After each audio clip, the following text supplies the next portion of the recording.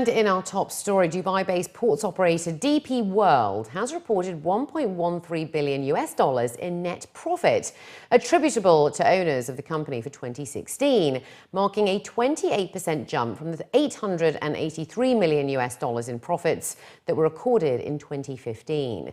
The company's revenues rose nearly 5% year-on-year in 2016 to reach $4.16 billion. In a statement to Nasdaq Dubai, where DP World is listed, His Excellency Sultan bin Sulayem, the group's chairman and chief executive, stated that while 2017 is expected to be another challenging year for global trade, the company has made an encouraging start to the year and expects to continue to deliver ahead of market volume growth. It was added that volumes have continued to grow ahead of the market, with gross volumes growing at 3.2% versus full-year market estimates of 1.3%. Bin Sulayem said that the company was aiming to continue what he described as a disciplined approach to capital allocation in markets. The board of DP World recommended increasing dividends by 26.7% to $315.4 million, or 38 US cents per share, from 30 cents per share in 2015. DP World said that it expects capital expenditure this year to be $1.2 billion, with investment planned into the UAE, Jebel Ali, Canada, Somaliland, Senegal, and the UK's London Gateway.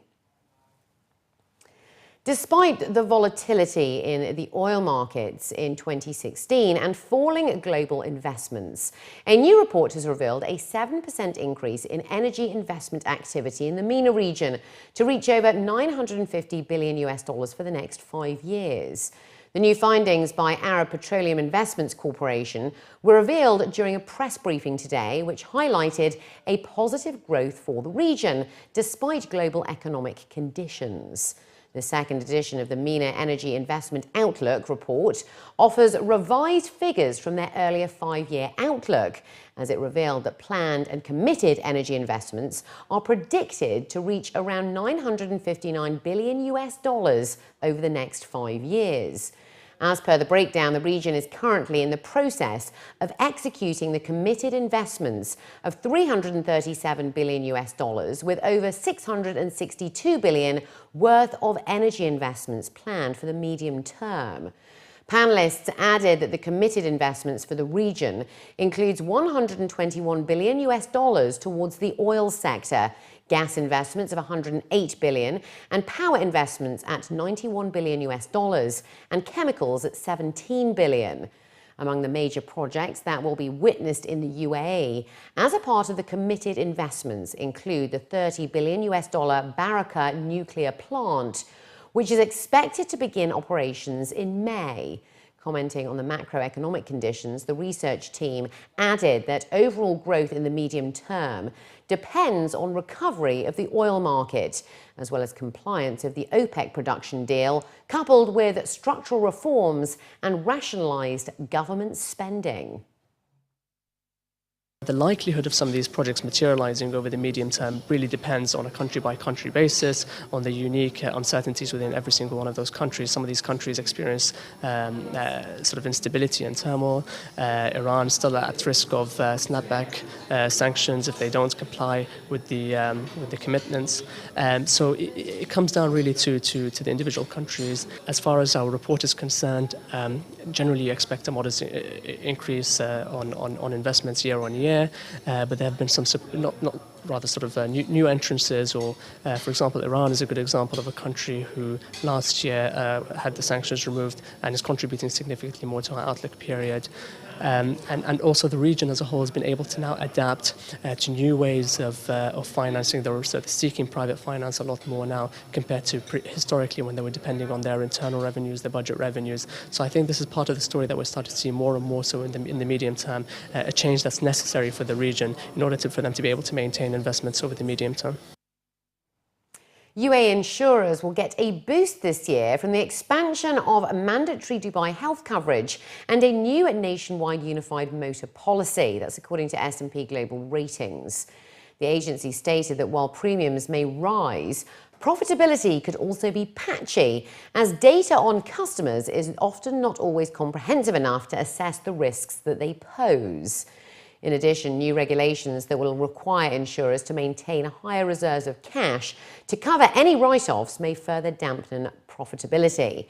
The agency added that it expects that the expansion of the Dubai Health Scheme and the implementation of a new unified motor insurance policy will continue to contribute to UAE insurance earnings. The UAE beefed up regulations for motor policies last year that took effect at the beginning of this year. The new rules offer customers more clarity and benefits. The changes, which bring civil liability or third-party cover and comprehensive loss and damage cover under the same policy, will come with increased costs for insurers, some of which will be passed on to the customers.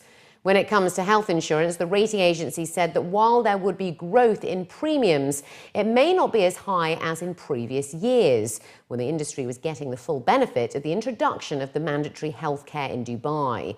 The Emirates health insurance law, which came into effect in January 2014, makes every sponsor liable to provide insurance packages for all employees. Hospitals in Dubai are seeking help from external agencies to bring more medical tourism business into the emirate, as the strong dirham deters overseas patients. According to a local report, hospitals are linking up with medical tourism facilitators and international health agencies in a bid to drum up more business.